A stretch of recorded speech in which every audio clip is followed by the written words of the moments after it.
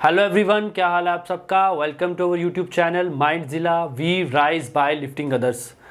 सो guys, अभी आपको जो मैंने होमवर्क क्वेश्चंस आपको कल दिए थे वीडियो में, आप सब ने उनको सॉल्व कर दिया होगा।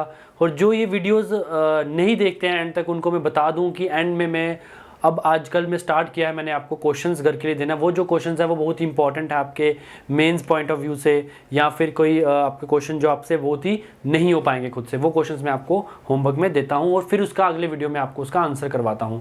तो जिनको ये क्वेश्चन नहीं पता वो पहले पिछली वीडियो में जाके देख लें, विजिट कर लें।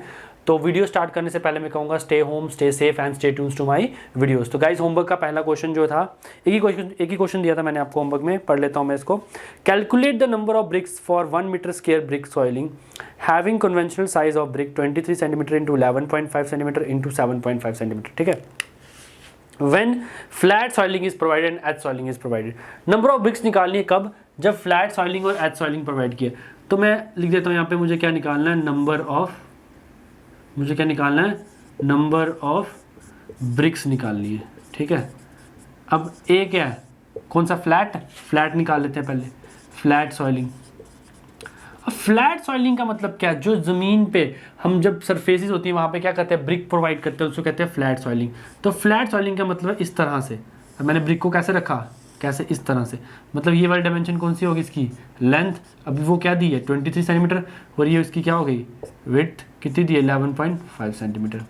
अब मुझे क्या निकालना है, नंबर ऑफ ब्रिक्स निकाल। तो नंबर ऑफ ब्रिक्स के लिए मुझे क्या करना पड़ेगा, अगर मुझे नंबर ऑफ ब्रिक्स निकालनी है तो मुझे करना कितने मीटर क्यूब के लिए, 1 मीटर क्यूब को डिवाइडेड बाय कितना, 0.23 इंटू 0.115। इसको करूँगा तो मेरे पास आ जाएगा 37 ब्रिक्स।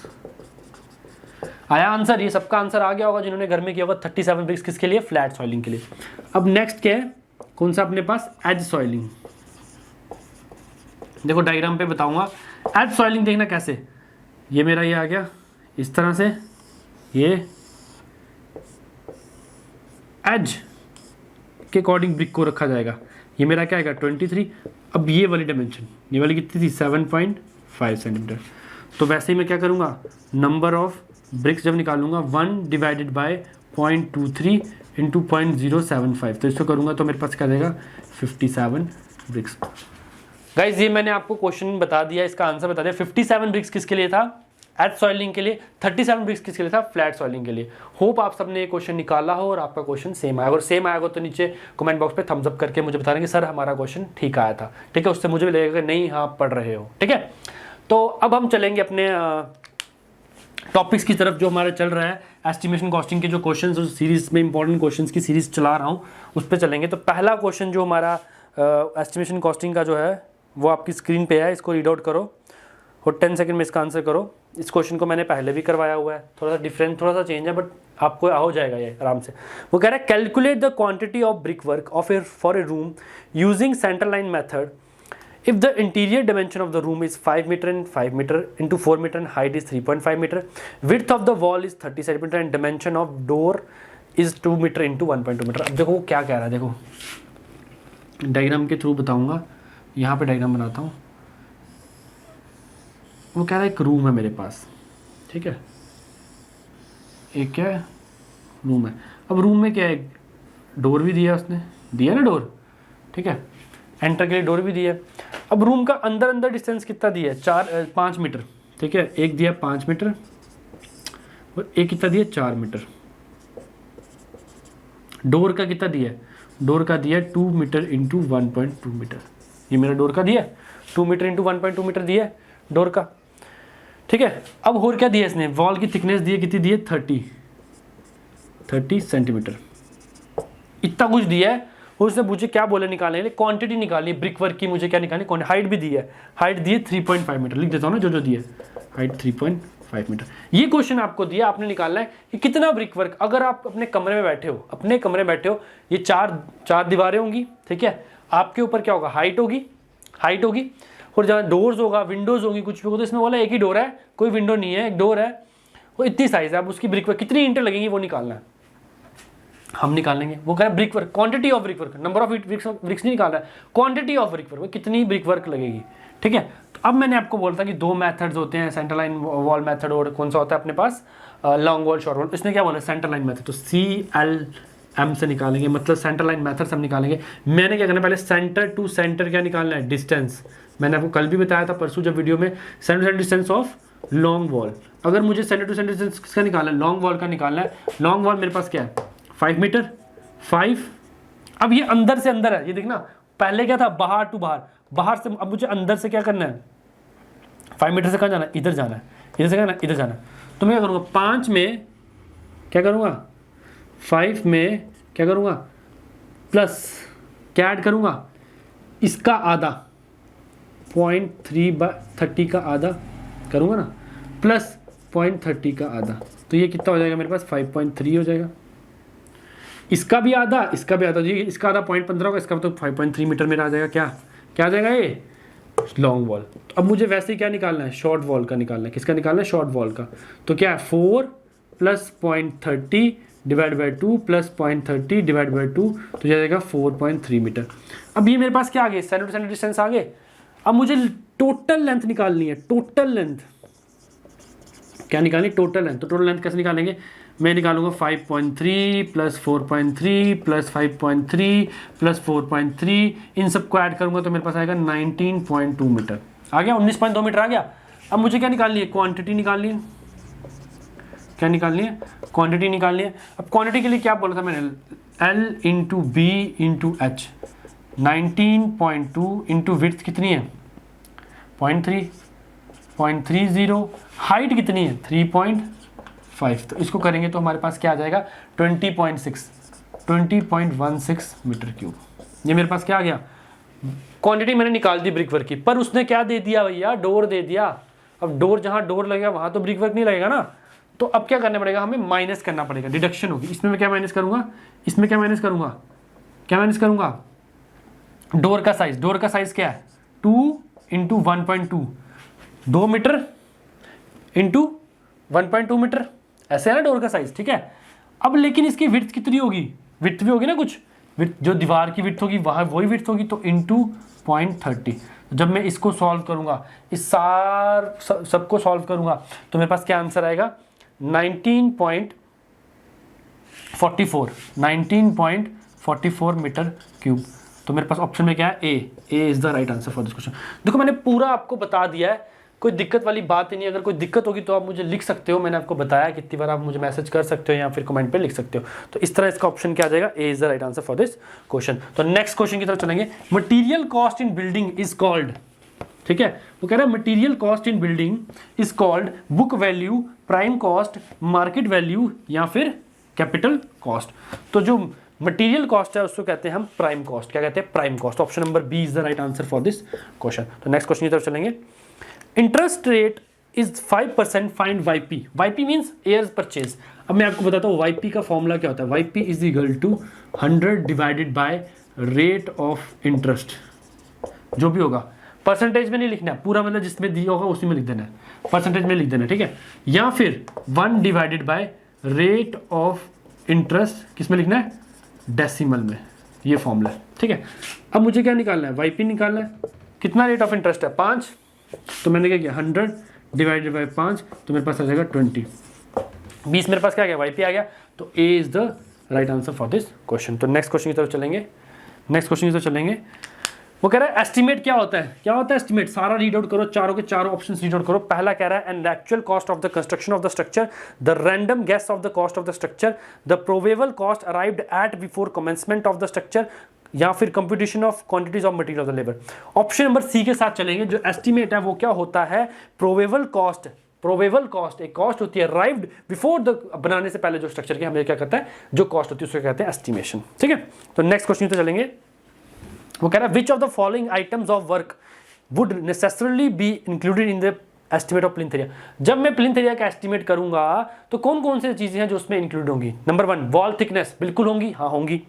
रूम एरिया होगा, बरांडा एरिया होगा, मतलब ऑल ऑफ द अब के साथ चलूंगा तो ऑप्शन नंबर डी के साथ मैं चलूंगा, तो ये है d option is the right answer. Next question तो चलिए। वो कह रहा था gradual decrease in the value of property due to structural depreciation. वो कह रहा है कि क्या हो रहा है कि भाई प्राइस में क्या हो रहा है, बिल्डिंग की प्राइस में क्या हो रहा है, बहुत ज्यादा क्या हो रहा है, ग्रेजुअली डिक्रीज आ रहा है। किसके कारण? ड्यू टू स्ट्रक्चरल डेप्रिसिएशन, मतलब वेयर एंड टेयर से है, तो उसको क्या कहेंगे? उसको कहेंगे डेप्रिसिएशन, उसको तो डेप्रिसिएशन करेंगे ना। A is the right answer for this question. तो नेक्स्ट की तरफ चलेंगे। The present value of the property can be determined from the relation. जो सपोज आपका एक घर है, उसकी जो घर की प्रेजेंट वैल्यू है वो किस रिलेशन से डिफाइंड होगी? वो होगी original cost minus sinking fund, बिल्कुल गलत। Original cost minus total amount of depreciation, original estimation cost minus original cost minus scrap value. तो ये होगा अपने पास original cost minus total amount of depreciation, मतलब जो इसकी ओरिजिनल कॉस्ट थी उसमें से माइनस किया मैंने, क्या माइनस किया? उसमें से माइनस किया मैंने कितनी डेप्रिसिएशन हुई, कितनी वो क्या हुआ, कितनी उसमें वेयर एंड टेयर, कितना यूज हुआ, कितना उसमें हमने गंदे से उसको यूज किया। तो ऑप्शन नंबर बी के साथ चलूंगा। Option number B is the right answer for this question. Option number B is the right answer for this question. Next चलिए, calculate the approximate estimate for a building having a total carpet area of 300 square meter. Extra provision has 10% of the area is provided for wall and veranda. The plinth area rate is 1000 square meter. Answer दीजिए। बहुत ही easy question है। तो question जितना बड़ा उतना easy. देखो वो कह रहा है, उसने कहा देखना क्या कह रहा है, वो कह रहा है कारपेट एरिया, क्या कह रहा है? कारपेट एरिया कितना दिया उसने? 300 दिया है मीटर स्क्वायर, ठीक है। उसने रेट भी दे दिया है, रेट भी दिया ना, कितना दिया है? रेट कितना दिया? प्लिंथ एरिया रेट कितना दिया है? 1000। प्लिंथ एरिया का रेट कितना दिया उसने? बोला 1000 रुपीज़ है पर मीटर स्क्वायर, 1000 रुपये पर मीटर स्क्वायर। मतलब मैं बना रहा हूँ घर, मुझे प्लिंथ एरिया का रेट दे दिया 1000 रुपये पर मीटर स्क्वायर। अब मुझे उसने मतलब कारपेट एरिया तो मेरा 30 मीटर स्क्वायर है, पर साथ में उसने बोला 10% जो है वो मेरा क्या है? 10% क्या है? वॉल्स हैं, वरांडा है। तो मतलब प्लिंथ एरिया क्या होता है? Plinth area is equal to carpet area plus area of wall of the thickness, मतलब थिकनेस बॉल की कितनी है प्लस वरांडा। ये सब किस में आता है? प्लिंथ एरिया में आता है। तो मतलब मैं क्या करूँगा, अगर मुझे प्लिंथ एरिया निकालना है, अगर मुझे प्लिंथ एरिया निकालना है तो मैं क्या करूँगा? 300 का क्या करूँगा? 10% कर दूंगा, बढ़ा दूंगा, तो ये क्या हो जाएगा? 330 मीटर स्क्वायर हो जाएगा। तो अब मुझे 330 मीटर स्क्वायर हो, तो मेरा प्राइस क्या होगा? कॉस्ट क्या होगी मेरी? कितना पैसा लगेगा? 1000 इंटू 330, तो करूँगा तो क्या आ जाएगा? 330000 मेरा क्या आ जाएगा प्राइस। तो ऑप्शन नंबर कौन सा है? Option number b. Option number B is the right answer for this question. बहुत ईजी क्वेश्चन था, आप सबसे हो भी गया होगा तो मैंने भी करवा दिया, कोई दिक्कत नहीं होगी, ठीक है। नेक्स्ट क्वेश्चन तो चलेंगे। वो कह रहा है centre line method is most suitable for, ये मैंने बताया था आपको कि भाई सेंटर लाइन मेथड कौन सा होता है? जो रेगुलर शेप स्ट्रक्चर्स होते हैं, square building, circular building, rectangular building, all of the above is the right answer for this question. तो नेक्स्ट क्वेश्चन की तरफ चलेंगे। वो कह रहा है एक्सपेक्टिव आउटटर्न of A cement concrete per mason per day. मैं आपको फिर बोल रहा हूँ, सारे के सारे आउटटर्न्स आपको लर्न करने हैं, पूरे के पूरे आपको पता होना चाहिए। वो कह रहा है कि expected outturn for cement concrete per mason per day, तो वो होता है 5 meter cube. Option number C is the right answer for this question. Outturn फिर से बताऊंगा, आउटटर्न का मतलब है कि एक मैसन कितना काम करता है, एक स्किल्ड लेबर कितना काम करता है एक दिन में, उसको कहते हैं हम क्या? आउटटर्न, ठीक है। अगला देखिए क्वेश्चन, तो वो कह रहा है brick work is not measured in cubic metre in case of. बोल रहा है इन सब में जो ऑप्शन नीचे दिए उसमें से कौन सा ऐसा ऑप्शन है जिसमें वो क्यूबिक मीटर में मेजर नहीं होता है? Brick work in arcs cubic metre major होता है, brick work in foundation cubic metre major होता है, हाफ ब्रिक वर्क उसका रेनफोर्स ब्रिक वर्क, सिर्फ एक हाफ ब्रिक वर्क है, वो किसमें होता है? ऑप्शन नंबर सी के साथ चलेंगे। हाफ ब्रिक वर्क किसमें होता है? मीटर स्क्वायर में मेजर होता है। किसमें होता है? मीटर स्क्वायर में मेजर होता है, ठीक है। तो नेक्स्ट क्वेश्चन तो चलेंगे, which data is required to make out an estimate for a work. बोल रहा है ऐसा कौन सा डाटा है जो हमें एस्टिमेशन के काम आता है? ड्राइंग आती है, बिल्कुल आती है, स्पेसिफिकेशन भी आते हैं, रेट्स भी आते हैं। तो ऑल ऑफ द अबव के साथ चलेंगे। किसके साथ चलेंगे? ऑल ऑफ द अबव के साथ चलेंगे। तो ऑप्शन नंबर डी के साथ चलेंगे, तो right answer for the next question. Next question देखिए, वो कह रहे हैं the proportion of cement concrete in DPC in of first class building. मैंने क्या करना है? फर्स्ट क्लास बिल्डिंग में डीपीसी प्रोवाइड करना है। वो कह रहा है इनमें कौन सी रेशो है, इनमें से कौन सी रेशो यूज होगी? तो मैं कौन सा चाहूँगा? M20, मतलब 1:1.5:3। कौन सी होगी? B is the right answer for this question. वो इसको ऐसे ही पूछ सकता था M10, M20, M15, तो आपको पता होना चाहिए M10 कौन सा, M20 क्या। वो मैंने करवाया आपको भी, बिल्डिंग मटेरियल आपका कंप्लीट हो चुका है, तो ये चीज़ आपको पता होनी चाहिए, ठीक है। नेक्स्ट क्वेश्चन देखिए, the total quantity of water on the surface of earth is estimated as about. वो कह रहा है टोटल क्वांटिटी ऑफ वाटर कितना होना चाहिए? एस्टिमेटेड, एस्टिमेशन किया ना भाई, एस्टिमेशन वाटर कितना होना चाहिए? वो होना चाहिए 1400। B option 1400 into 10⁻6 metre cube, 1400 into 10⁻6 metre cube, sorry metre cube नहीं, किलोमीटर क्यूब हमारा क्या होना चाहिए? टोटल वाटर होना चाहिए, ठीक है। तो नेक्स्ट क्वेश्चन तो चलेंगे, which type of junction is not used in brick masonry wall. कौन सा ऐसा जंक्शन है जो ब्रिक मैसनरी वॉल में यूज नहीं होता? I junction, T junction, intersection, squint junction. तो मतलब आई जंक्शन है जो यूज नहीं होता। तो ऑप्शन नंबर ए के साथ चलेंगे, आई जंक्शन ब्रिक मैसनरी में यूज नहीं होता, ठीक है। अगला क्वेश्चन देखिए, बहुत ही ईजी क्वेश्चन है, मैं करवाऊंगा, ठीक है। वो कह रहा है property fetches a net annual income of ₹900 deducting all outgoings, if the rate of interest is 6%, the capital value of the property would be. देखिए उसने क्या दे दिया मुझे, एनुअल, नेट एनुअल इनकम। मेरे पास क्या है, नेट एनुअल इनकम है, कितनी है भाई, 900 रुपये। कितनी है, 900 रुपये। इतना बोला, 900 रुपीज़ में है, ठीक है। रेट ऑफ इंटरेस्ट कितना है, रेट ऑफ इंटरेस्ट कितना है, वो मेरे पास है 6%। अब एक आपको बात बता दूं, जो कैपिटलाइज्ड या कैपिटल वैल्यू होती है वो क्या होती है, नेट एनुअल इनकम को हम किससे मल्टीप्लाई करते हैं, एयर परचेज से। इसको मल्टीप्लाई करते तो हमारे पास क्या आता है, ये था। अब मुझे क्या निकालना है, अगर मैंने एयर परचेज निकाल दी तो मेरा आंसर आ जाएगा। अब एयर परचेज के लिए आपको पता है एयर परचेज कैसे निकालूंगा, 100 डिवाइडेड बाय 6, ये मैंने आपको पहले बताया, तो ये आ जाएगा 16.67, ठीक है, एयर परचेज आ जाएगा। तो मैं इसको क्या करूंगा, 900 इंटू 16.67, तो मैं क्या करूँगा, कैपिटल वैल्यू मेरी क्या आ जाएगी, 15,000, क्या आ जाएगी, 15,000 मेरा आंसर आ जाएगा। तो बहुत ही सिंपल था, आप सबको भी पता लग गया होगा कैसे करना है। तो नेक्स्ट क्वेश्चन की तरफ चलेंगे, ठीक है। तो नेक्स्ट क्वेश्चन देखिए, वो कह रहे थे quantity of arc masonry work is calculated by the relation. जब हम क्वांटिटी निकालते हैं आर्क मैसनरी वर्क की, तो वो किस तरह से निकाला जाती है, span of arc into width of wall into thickness of arc, mean length of arc into width of wall into thickness of arc. तो ऑप्शन नंबर बी के साथ चलूंगा, मीन लेंथ, मीन याद रखना, mean length of arc into width of wall into thickness of arc, ठीक है। तो next question की तरफ चलेंगे। नेक्स्ट क्वेश्चन भी बहुत ईजी है। देखिए जो क्वेश्चन आ रहे हैं आप सोचोगे सर इतनी कैलकुलेशन वाले, कैलकुलेशन आप करोगे घर में तो बहुत ही इजी कैलकुलेशन है, ठीक है, इसको आपको कैलकुलेटर की जरूरत नहीं पड़ेगी। वो कह रहा है calculate the approximate estimate for 3 story building. 3 story building है, पहले जो क्वेश्चन बोल रहा है उसको लिखता है 3, कितनी स्टोरी बिल्डिंग है, 3 स्टोरी बिल्डिंग्स है। Total plinth area, plinth area कितना है, लिख दिया भैया, प्लिंथ एरिया मेरे पास क्या है, 400 मीटर स्क्वायर प्लिंथ एरिया बोल दिया उसने। हाइट कितनी दी है, हाइट दी है मेरे पास, कितनी दी है, 3 दी है, 3 मीटर दी है, ठीक है। एंड क्यूबिकल रेट, उसने क्यूबिकल रेट दिया, अगर प्लिंथ रेट बोला तो बात ही खत्म, तो खत्म है। तो उसने क्या दिया, ये क्या 3 स्टोरी है बिल्डिंग, ठीक है। क्यूबिकल रेट कितना दिया है, 2000 दिया है, 2000 रुपये पर मीटर क्यूब के हिसाब से हमारा रेट है, ठीक है।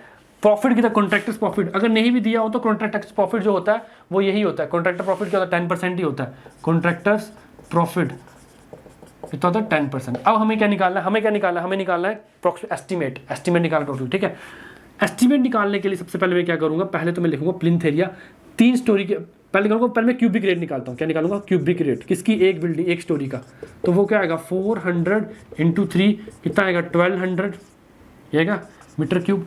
अब मैंने एक स्टोरी का क्यूबिक रेट निकाला 1200, 3 स्टोरी का कितना होगा, 3600, 3600 मीटर क्यूब, भाई बिल्कुल करेक्ट है। अब मेरी क्या है, कितना पैसा लगेगा, मैं कितना पैसा एस्टिमेट कितना होगा, एस्टिमेट तो मुझे पता है मेरा 1 मीटर क्यूब का कितना है, 1 मीटर क्यूब कितना है, 2000, तो 2000 इंटू 3600, 3600, तो मेरे पास आ जाएगा 720000, ठीक है। क्या आएगा मेरे पास, 7200, ये आ गया, ठीक है। अब एस्टिमेट ये आ गया।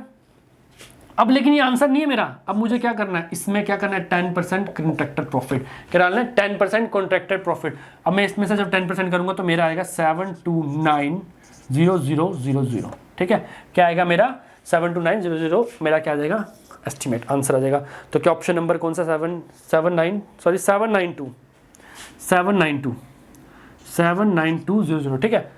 तो इसमें जो मेरा आंसर आएगा, आंसर कौन सा, option number B is the right answer for this question. बहुत इजी क्वेश्चन था, कैलकुलेशन थी, बहुत इजी क्वेश्चन था, लेकिन बिल्कुल फॉर्मूला बेस्ड क्वेश्चन था, ठीक है। तो नेक्स्ट क्वेश्चन की तो चलेंगे। वो कह रहा है annual rent of A building is ₹30,000, interest rate is capital value. बिल्कुल सिंपल, अभी करवाया मैंने आपको 900 वाला करवाया ना, देखो उसी की वॉल्यूम से पढ़ेंगे वो क्या कह रहा है, जो वो बोलेगा हम वही लिखेंगे, ठीक है। वो कह रहा है एनुअल रेंट, देखो वो कह रहा है एनुअल रेंट, एनुअल रेंट कितना है, कितना एनुअल रेंट, 30,000, ठीक है। रेट ऑफ इंटरेस्ट कितना है, इंटरेस्ट कितना है, 6%। मुझे निकालना है कैपिटलाइज्ड वैल्यू, तो मेरे को पता है एनुअल रेंट इंटू YP, ये मेरा है। अब YP निकालने के लिए मुझे क्या करना पड़ेगा, YP इज इक्वल टू 100/6, तो क्या आएगा 16.67, तो एनुअल रेंट क्या है 30,000 इंटू 16.67, तो कुछ 50,000 आएगा, ये 50,000 ऑप्शन नंबर, 50,000 नहीं हाँ 5 लाख आएगा, ठीक है। तो ऑप्शन नंबर सी के साथ चलेंगे, ठीक है, राइट आंसर, ठीक है। नेक्स्ट क्वेश्चन देखिए, वो कह रहा है the value of properties at the end of it useful life without dismantle. ये मैंने आपको कल भी बताया था, जब हम बिल्डिंग की लाइफ खत्म हो गई, उसकी डिजाइन लाइफ खत्म हो गई, पर मैंने बिल्डिंग को तोड़ा नहीं, डिसमेंटल नहीं किया, फिर उसकी वैल्यू जो होगी उसको कहेंगे हम सैल्वेज वैल्यू। तो option number C is the right answer for this question. क्या आएगा? Salvage value. क्या आएगा? Salvage value. तो ऑप्शन कौन सा? C is the right answer for this question, ठीक है। तो होप ये आपको सारे के सारे क्वेश्चंस आपको पसंद आए हों। तो अभी अलविदा लूँगा आपसे। तो अभी आपकी स्क्रीन पे लेकिन होमवर्क क्वेश्चंस आएंगे, वो मैं आपको कल कराऊंगा, पर आपने घर से करके लाने हैं, सर पे डिपेंड नहीं रहना। सर करा देंगे, क्या दिक्कत है, मत करते हैं, करा ही देगा, वो तो करा ही रहा है, मैं तो करा ही रहा हूँ, लेकिन आपने खुद से घर से करने हैं और कमेंट बॉक्स पे क्या करना है, आंसर्स करने। तो क्वेश्चंस आपकी स्क्रीन पे आ जाएंगे, ठीक है। Thank you very much and have a nice day. तो मैं साइड हो जाता हूँ, आप पे क्वेश्चन स्क्रीन पे आएंगे। ओके।